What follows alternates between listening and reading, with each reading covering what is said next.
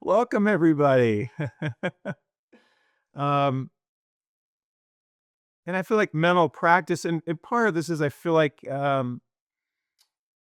if you become a sports psychologist and you go through your normal schooling, um, from what little I know, you might get 90% training on theory, right? Psychology, strategy, motivation, all important. Um, you might get very little bit of that schooling on meditation, breathing, relaxation, imagery, visualization, mental rehearsal, affirmations, right? Loads and loads of stuff there. So the irony to me is that anybody that knows me has heard this a million times that the mental practice is where the rubber hits the road. Because ultimately, even if I get you great at being in the present moment and committed to now and inspired and motivated, which is all very, very important still. Huge culture guy. I know we got a lot of culture people on here. Huge. But if you're not aware of why you have thoughts that are distracting you, disrupting you, causing stress, anxiety, right? Overthinking, and you don't have tools to deal with that, right? Then we could be putting the cart before the horse. So I feel like, yes, we always have to talk about the process and the management of the game, the management of life. Um, But I always come back to, okay, what am I doing every day as I practice to get clearer, quieter, more relaxed, more present, less distracted, less worried about the future and past, right? Um, and I think it's helped a lot that I've had a very dedicated practice for, I don't know, going on 35 plus years myself. And also, look, I've had 35 years worth of feedback. I'm a feedback guy. So, when I work with players or teams, I always ask for feedback.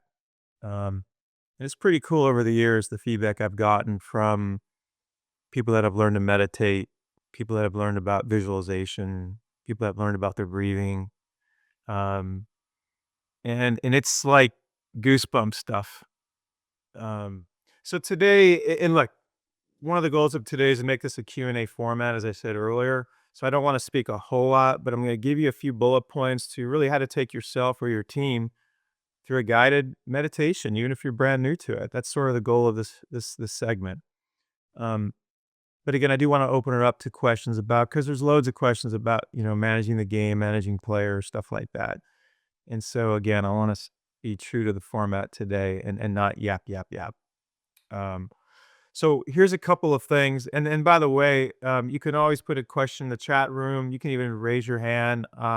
If your video is not on, you'll be on the second page, so I won't even be able to see you if you raise your hand. So if you definitely have a question, turn your video on so you can come to the front page. um,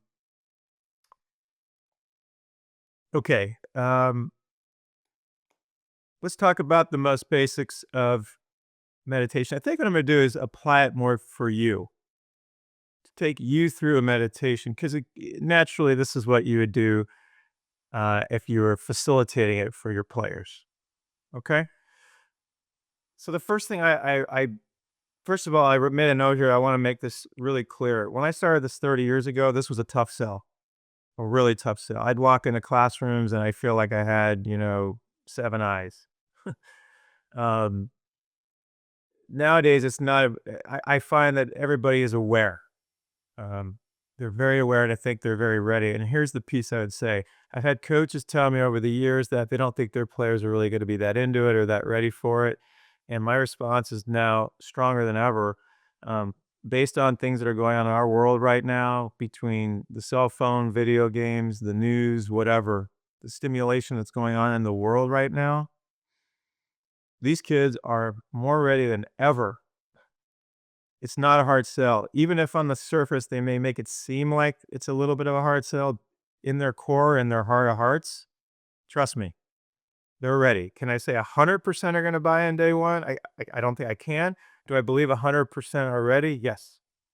So that's one thing to get over right away is that maybe mini hesitation of, are they ready? Can I do this? Can I walk players through a meditation?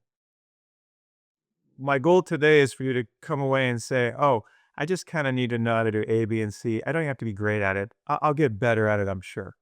That's the only goal today, just an A, B, and C. So A is, and this is where if you wanna take notes, I'd encourage you to, write down a few things. A is arrive. This is straight from a gentleman named Peter Russell I've done a lot of work with over the years. Um, he's just one of the most brilliant people I've ever met in my life. If you go onto YouTube and you put in Peter Russell, he's written a number of books on meditation, just presence, the mind. He's just a very fascinating person, man. And so, one of the things he talks about that just hit me between the eyes when I did a retreat with him was arriving. And you can use this anywhere in life. And I'm telling you, it's one of the most powerful concepts of all time. How about that for a cell? Arriving basically means that it's 10:19 a.m. here on the West Coast, and it's like, this is it.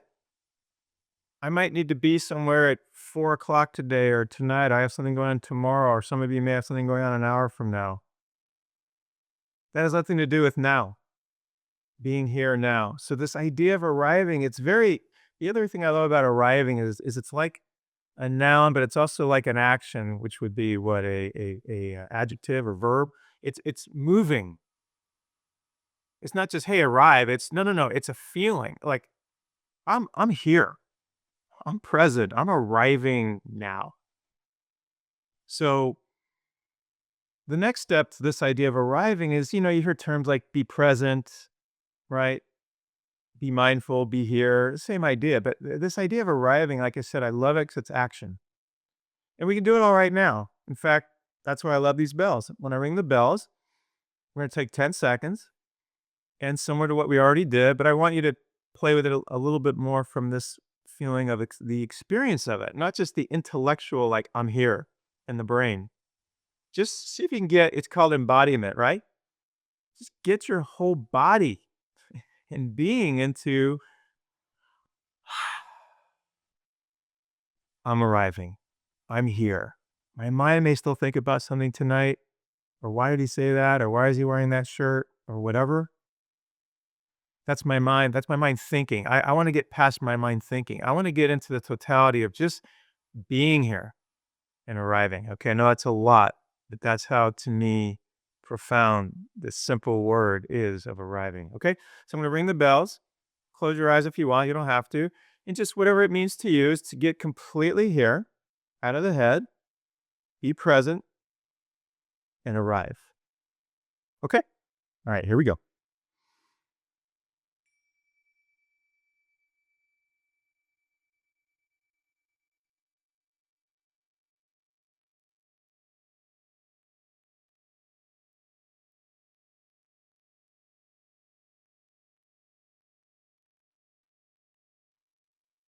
Now, I don't know about you. I've been doing this for 35 plus years. I'm not just saying this to sound good. I literally shifted in that 10 seconds to right 10 seconds later, I'm different than I was 10 seconds ago. I am. I'm just more present. I know it's hard to believe. I'm way more present. I have more feelings of like connecting. Like I actually feel more connected to the group. And that's going to actually energetically, that's probably going to show maybe for the rest of today, which is why I want to do the bells maybe every hour to kind of reconnect, right? Now, why did I go through all of that to just talk about arriving? Well, because when you meet with your kids each day or yourself, as much as you want to just sit down and get quiet and breathe and relax and meditate, this little extra piece of 10, 20, 30 seconds, 60 seconds is a game changer.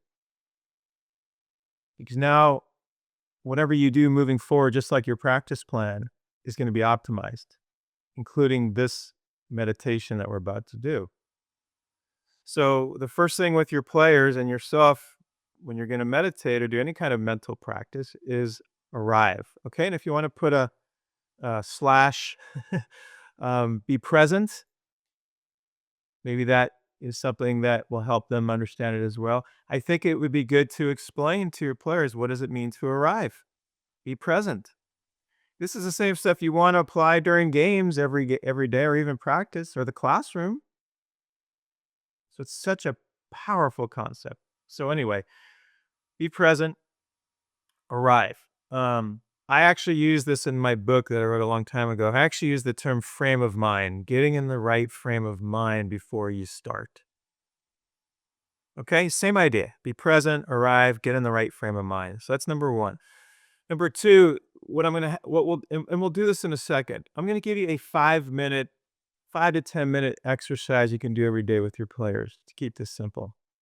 Believe me, there's loads more we can talk about today, like imagery and visualization that are very powerful. But today I want to just get a baseline of just getting into the body, getting present, doing some breathing, and then transitioning out. Okay. So we got present, number one. Number two is transitioning into the meditation. There's a million ways to do it. The breath is always seems to be a great place to go because let me tell you a few things you might make notes on about the breath. Number one, the breath is always happening now. Huh. Interesting. We just talked a lot about that. The breath is always happening now. You can arrive with your breath just by tuning into your breath. Number two, your breath is not a thought. And thinking is what is going to take a human being into the future or past, essentially. And that's where distractions and drama, I would say, lie, among a lot of other things, future and past. Your breath is natural, it's an instinct. So if you just tune into your breathing, you're going into your instincts. Wow, what a concept. You're going into the natural part of you, right? The movie The Natural. What is this about? It's about the flow, just being natural, not being in your thoughts or your head, just being instinctive, intuitive, right? So those are among many reasons just to get to the breath, okay? Now, there's many ways to do forms of breathing. I'm going to give you a really simple one because I want to keep this simple today. Um, and I'm going to do it with you guys in a shorter version, but you can have your players just count their breath to 20 the following way. When they feel an inhale, right? Breathing through the nose and out the nose is ideal. That's, without getting into great detail, that's if possible, if they can, into the nose, out through the nose. They breathe on the inhale. That's when they can count a number one. They can visualize a number one. They can write a number one on the chalkboard. Their whole body can turn into a number one. When they exhale the breath, it's a two. When they inhale the breath, it's a three. So they're literally counting their breath to 20. Okay? However you want to couch that. Once they get to 20, that might take a couple of minutes.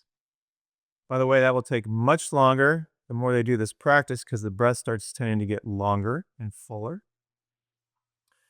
Then I'm going to give them 3 minutes to do nothing but be quiet, so to speak. Now, their mind may still be thinking, but I want 3 minutes of just quiet time. I don't want them to have to do a thing. Their mind and body is so used to doing stuff all day long. I want them to check, basically just tune out, just tune in to their breathing or just relaxing. I use some metaphors like floating on a raft in a swimming pool, uh, getting on a magic carpet ride. Most people, if you're not near a beach, I'm sure everybody's been to a beach. Laying in the sand is a good one because you can kind of feel the sand support you and form around you. But that middle 3 minutes, you're trying to give them a couple of simple hints of like to just chill, let go.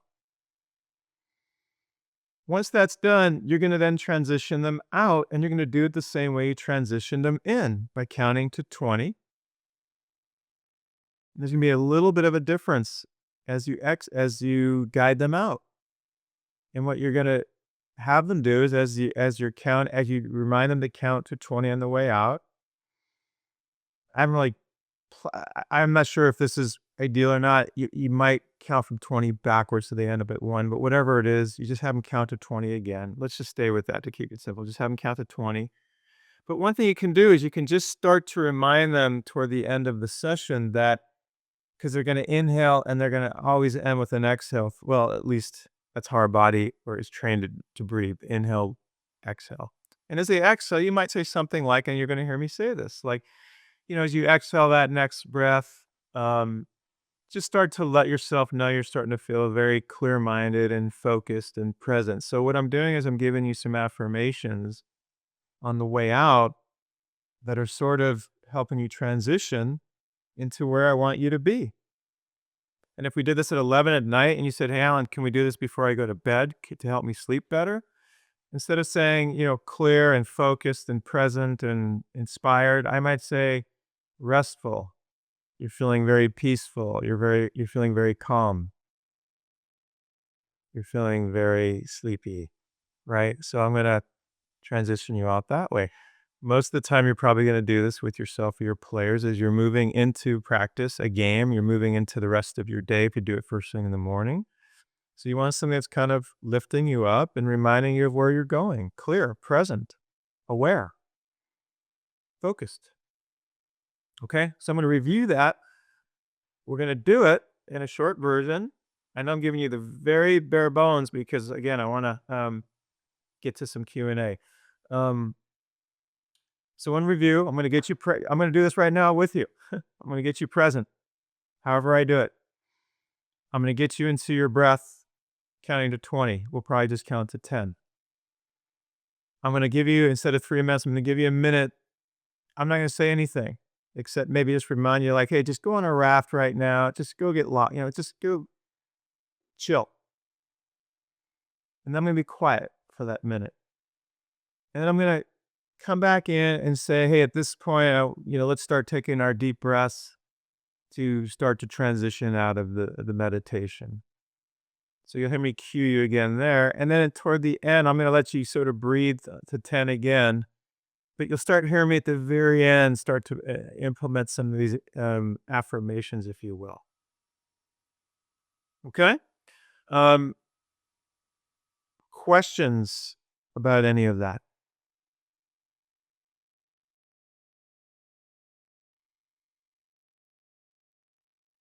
Okay. So let's do this. I'll ring the bell. One thing, again, because of time, I'd spend more time talking about posture and, you know, when to do it and stuff like that. For right now, I would just say, and I would say this if I was taking a bunch of players through a guided meditation now, find a comfortable position.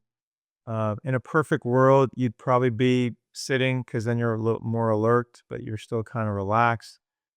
If your players are new to this, laying them down is fine. Eventually, you kind of want them sitting, keeps them more alert. Um, and yeah, so I'm going to say that to you right now. So find a comfortable position. One thing I would suggest is free up your hands and body. In other words, I'd like you to start to get sort of still, not anal still, relax still. So once we start, do your best not to really move. I have a saying that I don't know who I stole it from, but as you get more still, the mind gets more still. As you get more quiet, the mind gets more quiet. So the idea is that you're actually embodying again the meditation. So as soon as we hear the bells ring, that's a sign for you to just arrive and also to stop. And that includes movement if possible. Okay. Have a nice meditation. Let me let one more person in.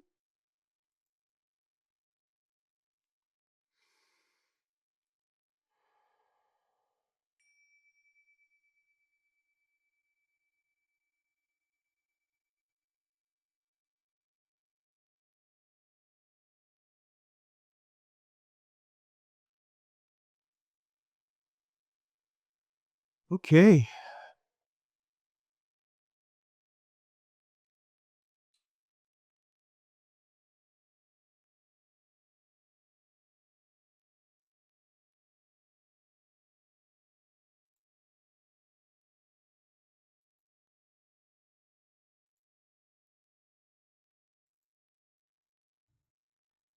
So the first thing I'd like you to do is to start to arrive. as we talked about.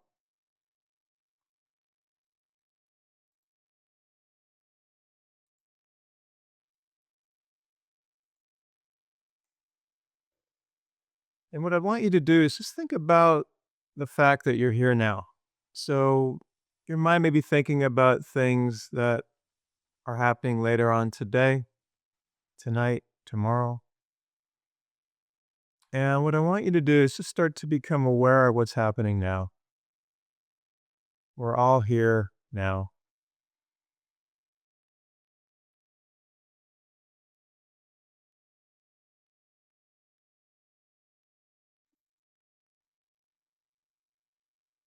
If any thoughts come up in your mind, what I want you to do is just let your thoughts be and just come back to something that's relaxing. Again, like just sitting in your chair, not having to do anything. Or maybe you can visualize yourself laying on a beach somewhere, floating on a raft.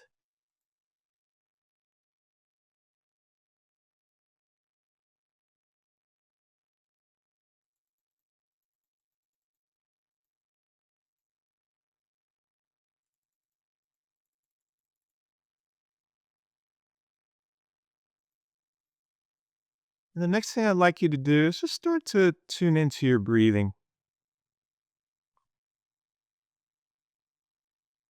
And I just want you to notice that your breath is there for you 24 hours a day.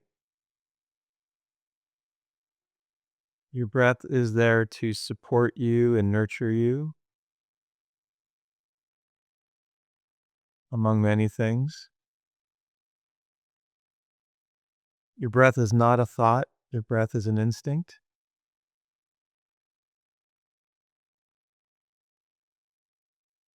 And your breath is always happening now.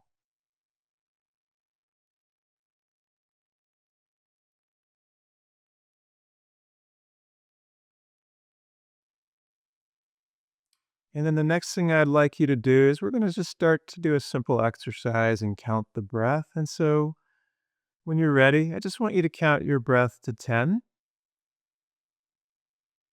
And so when you feel the next inhale come to you naturally as an instinct,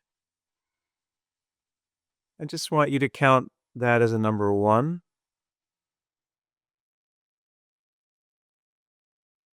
And then as you exhale the breath naturally, just count that as a number 2. And then the next breath is a number 3. And then the next exhale is a number 4.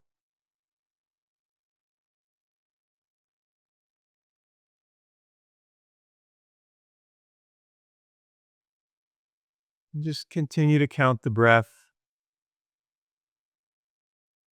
until you get to 10 and just see if you can let the breath dictate the pace.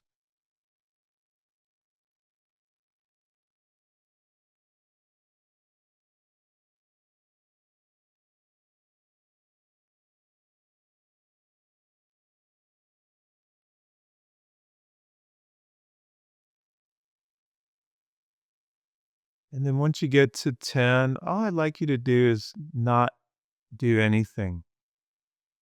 In other words, I want you to let go of all techniques. Don't have to do anything now except just relax. If you're sitting in a chair or laying down, just relax and then enjoy this feeling of not having to do anything. And just give yourself permission to rest.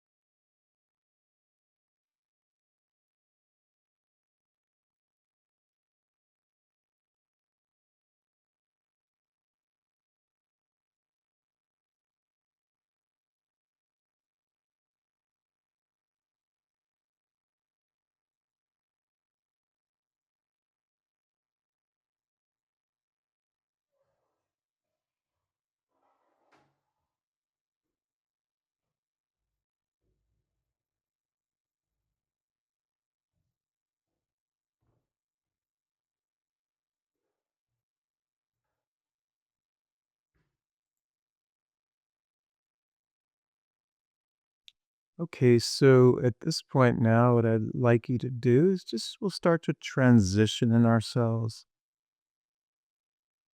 out of the meditation into the rest of the session. And what I'd like you to do is bring your attention back to the breath, and we'll count again to 10. And again, just use the breath as your anchor. So again, inhale 1 and then exhale 2.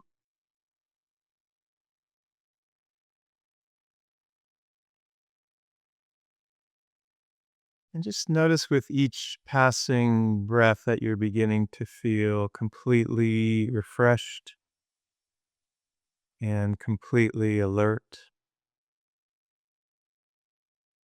very present, and very inspired.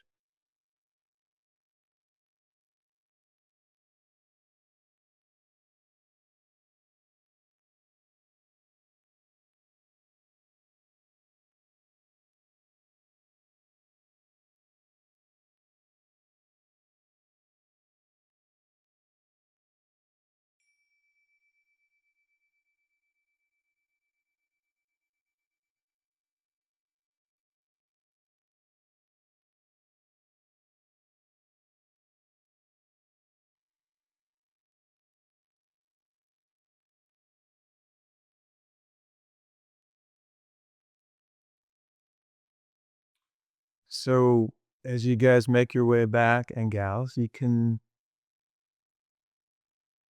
hey, Strami, you can, what I'd like to do is just close your eyes for a few seconds and just notice if there was any changes from where you're at now and versus where you're at 5 minutes ago. I mean, did anything change? How do you feel mentally or physically differently from 5 minutes ago before we started the meditation? So just close your eyes for about 10 seconds and just see if anything feels differently. And if so, what?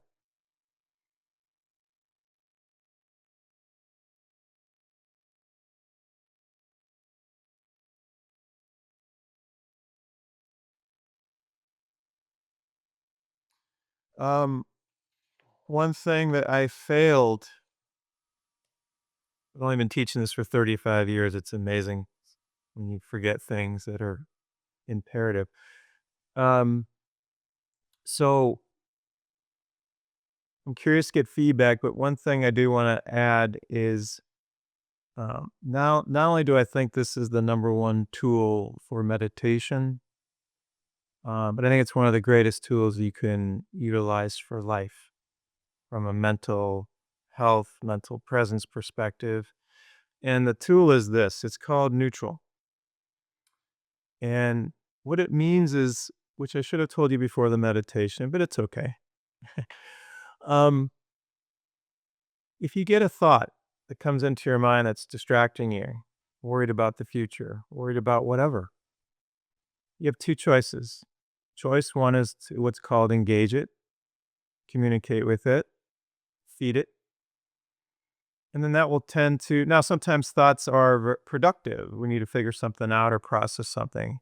I'm talking about thoughts that are not serving us very well, like worries, fear, doubt, stress, nervousness, anxiety, future, past. Um, and so what do we do with the thought? Thought comes in, two choices. One is engage it. The other one is to not engage, which is called neutral. And in meditation, it's called the silent witness. It's a very, very powerful concept you can apply to life. Silent witness means is you're not the thought. The thought may be coming out of your brain, but it may have nothing to do with where you want to be. Like I'm here right now. Well, I just got a thought I'm hungry. What am I going to eat today? I got a 6 hour Zoom. That's not helping me. If anything, that's causing stress. It's starting to get me to worry. I'm thinking about I'm hungry now. Instead of being present with you guys, like this is a game, I want to have the best game I can today, right? So I had two choices. I'm hungry. It could actually be true. It's not helping me. This idea of being neutral is to allow it. Now, here's the difference. A lot of times people can have hard times with any types of meditation or mental practice because they feel like they have to get their mind quiet, right? They have to stop thinking. And that's really misleading. The truth is that your mind can still be thinking. You're just not feeding it. You're not engaging it. That's the difference. So this idea of forcing thoughts away, pushing thoughts away, controlling your thoughts, we're doing the opposite. The Beatles said it great a long time ago. Let it be. Just let it be. Because by the way, and this is good for you coaches to know for your players, the first thought is not the problem. I'm hungry. Or there's a scout in the stands today. Or if we win today, we go to the finals. Or if we lose today, we don't go to the finals, right? All the same stuff. The first thought is not the problem. It's the second thought. First thought is, man, if I don't get a hit today, coach is going to pull me out of the lineup. That's not the problem. The problem is, oh, I just heard that thought. That's not helping me out. Let me take a deep breath, neutral. What's my process? See the ball well and hit it hard. Take a deep breath, see the ball well, hit it hard. That's my process as a hitter, by the way. My process as a pitcher, breathe, have a focal point, attack the focal point. That's it. I've learned from, I pitched till I was 45, I hit till I was 45. I learned at some point, there are three things that I need to master. Bruce Lee, 10th degree black belt. There's no gray area. There's nothing to think about. I need to breathe. I need to have a focal point. I need to attack it. That's all my pitches, by the way. Hitting, doesn't matter who's pitching. Yes, it's great to have an idea of their tendencies, but at the end of the day, I got to breathe. I got to see the ball well, and I want to hit the ball hard. I've learned that's what makes me tick. That's where I get the best out of me. So now if I get a thought like I'm hungry, or in the game, there's a scout in the stands, which then can cause a lot of engagement, which is going to can then turn into stress, anxiety, worry, fear, doubt, whatever. This is nipping it in the bud and going, okay, great. I had a thought. There's a scout in the stands. That's okay. I don't have to deny it. So let it be. Where's my breath? Where's my focal point? I need to attack it. I know, but I just walked a guy, and if I walk another guy, I'm out of it. There it goes. There's a thought. That's a thought. It's just one thought. And so when you practice meditating and you're not in the middle of a game and you're not in the middle of life and you can just sit there and all of a sudden thoughts come in, you're in a more optimal place to really hear the thought and process the thought or work on this skill of being neutral. Another line I love is not taking the dance with your thoughts. Just politely say no. And now I'm back to the Zoom connecting with you guys. Yeah, but I'm hungry. Breathe, be present, right? I'm not in a game, so I can't use my pitching and hitting mantra. I have a mantra for playing in third base. I have a mantra for a 4-foot putt. I have a mantra for my drive. I have a mantra probably for basketball if I really thought about it. Pool. Played pool last night or the other day. So you see what I'm doing? I'm coming back to breathe, be present. If I'm not, if nothing else, be where my feet are. You've all heard that before. Breathe, be where my feet are. Commit to now. What am I doing now? Just commit to it. Process, process, process. I know that word's been thrown out a billion times. I have maybe a little different take on it, which yes, the process is there, but I feel like it's more of an active state of getting to your process, knowing awareness, aware that you have a thought that may be distracting you. And this, I don't know how they do the science. It's anywhere from 7 to 70,000 thoughts a day human beings have. 69% of them purportedly are negative. 79% of them are repetitive. Let me throw out what the zone, some of the characteristics of the zone, being in the zone, and then we'll get to Q&A. You ready? Absence of thought. That's number one for me in the zone. When an athlete's in the zone, their mind may be thinking they don't know. They're beyond it. It's called transcend. They're beyond the thought. So absence of thought, absence of future and past, absence of consequences, absence of results, complete immersion in now. So this idea of the mind thinking and can very, very easily be distracting us. Um, to tie us back to the meditation is that what you're doing when you're practicing the meditation is not only helping the athletes become aware of how to relax, clear their minds, be present, but to me, maybe as important of a skill as any is you're teaching them how to learn, how to hear their thoughts, be okay with it, be neutral to them, and learn how to redirect their attention where they want their attention to go. And for the athletes I've worked with over the years, where they redirect their attention to, it's really black and white. It's to the process. And if it's on the field, they have their process. Believe me, every pitcher or hitter I've worked with has a process ready to go. They know it like the back of their hands. And then the process for life is I let them sort of figure it out. But if nothing else, I just say, hey, breathe, be where your feet are. Breathe, be where your feet are. Breathe, be where your feet are. Because that's going to automatically bring you to the present. And it's also going to keep you out of engaging your thoughts. So please make a note of that tool, if you will, which is pretty important that I did not share before the meditation because I really would have wanted you to work with that tool during your meditation in case you were getting distracted. Um, I can't help myself. We're going to do a 20-second meditation again, and this time it's only 20 seconds. And I just want you to play with this idea of any thought on any topic about anything comes up in your mind, let it be there. You don't have to fight it or control it or push it away. Let it be there. Just come back to your breathing. That's your process. Okay. So just for me, let's do this for 20 seconds. That whole goal of this little exercise is just be neutral.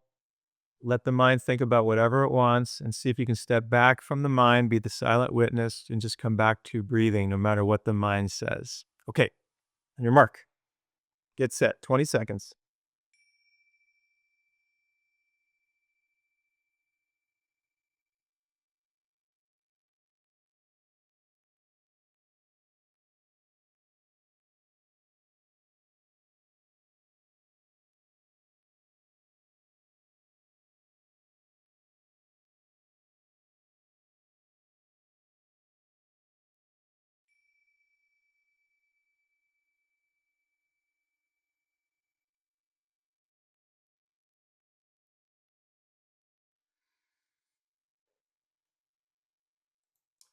Okay, what I'd like to do is open it up to feedback, comments, questions about any of that. Hey, Strami.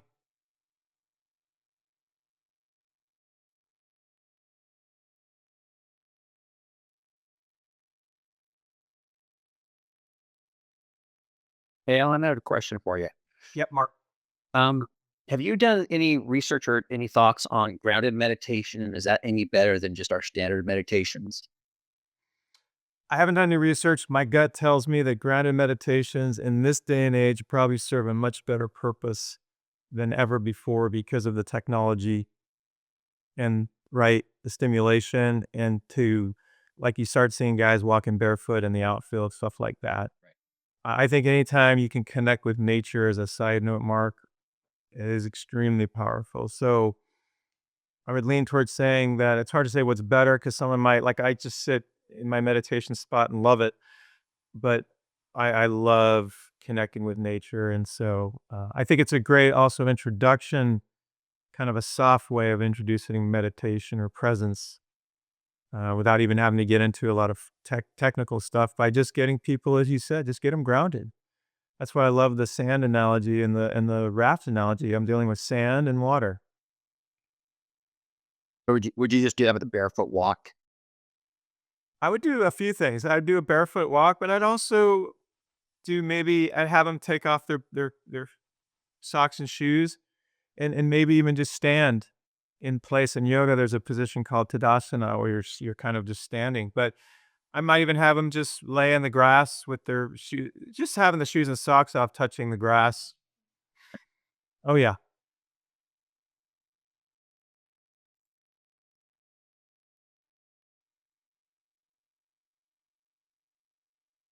How often do you meditate with a team? How to start with a group that has never meditated? Tom, thank you for the layup. Um, this is one of my Tom. I couldn't have paid you to ask that question. I'll go backward. How to start with a group that's never meditated is I like hitting people where it hurts in a good way, in a loving way, meaning facts. I've used this line since the beginning, 30 something years ago. Um, sorry, I'm just letting people in. Um, Everybody, I think, would agree that this game of baseball, like golf, probably more than any other of the sports, is at least 90% mental. And I'd argue at the major league level, it's probably 99%. I think Strami would back me up on that. And um, but even if it was only 95% or 90%, and again, I'm not saying that there doesn't have to be talent there to get to the major leagues or get to professional baseball or college baseball. Um, but even if it was 90% mental, well, then I always would ask the follow-up question, what percentage of the time do we spend on the physical? And if you look at an average practice plan in this entire world, from, stretching to first and third rundowns to PFP to BP, right? To hitting stations, it's going to probably be close to 100% physical. Now, there's mental stuff built in, of course, too. So I always ask that, and that always threw me off. We all agree the game's 90% mental, but we're spending, just to be safe, conservative, we're spending 90% or more of the time on the physical. So math, so the first part of that question, Tom, is the math. I always present the math because I think everybody would agree with that logic. Why are we spending 90% of our time on what's ultimately going to end up being 10% of the game? Now, I know it's a bit skewed to say it that way, but just stay with me for a second. The flip side to it is why are we spending 0% of the time on what's theoretically 90% of the game? So that's the selling point, number one. Number two, as I said earlier, Tom, I believe that this generation is ready. Whether they say it or not, they are ready to get deeper, to get quieter, to get more healthy mentally. Part two, how often? That's the easiest answer of all time.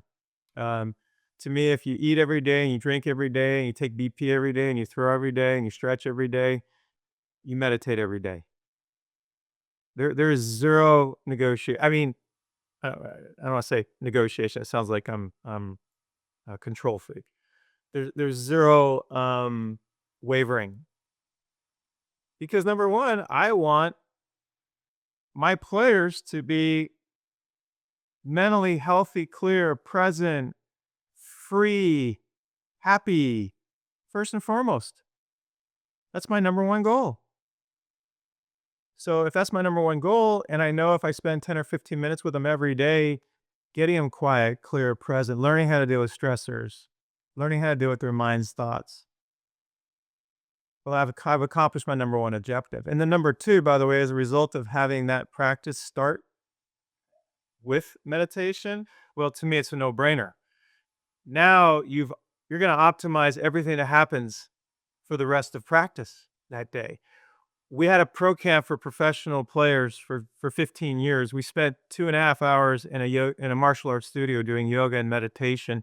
Then we went to the field and did our arm circles, our bands, our long toss, our bullpens, and then our BP with the hitters. Now, do the math. 2.5 hours doing nothing but getting in the body, meditating, breathing, meditating, getting quiet, getting clear, getting present. 2.5 hours of that. Getting free, getting intuitive, getting instinctive, getting natural. Then going to the field where I sign up to start putting my physical skill work on top of that base. Our guys, when we went to the field, we had it for 8 weeks. I can tell you from 15 years of experience, the effect was profound. So that's the other reason why you want to start out your practice with your mental practice. Um, I got time for one more question because I know Jay just came in the house and I've done such a good job for me staying on time with these groups. It's unbelievable. So I don't want to get off to a bad start here. Let me see if I got a quick question here. What is the biggest piece of advice you can give to coaches that are starting the mental aspect of their team? Eddie, I'd said the same thing I kinda just said. It just you know what it does? It just starts with and Jay's gonna talk about this too, I'm sure, but it just starts with just get in a room like group therapy. Just get in a room and just share. Guys, this is what I believe in. I believe that it's gonna help us to get quiet, to breathe, to relax. And this is why. Everybody wants to know the why behind things, to quote Nate Trotsky. Why? And then you explain why.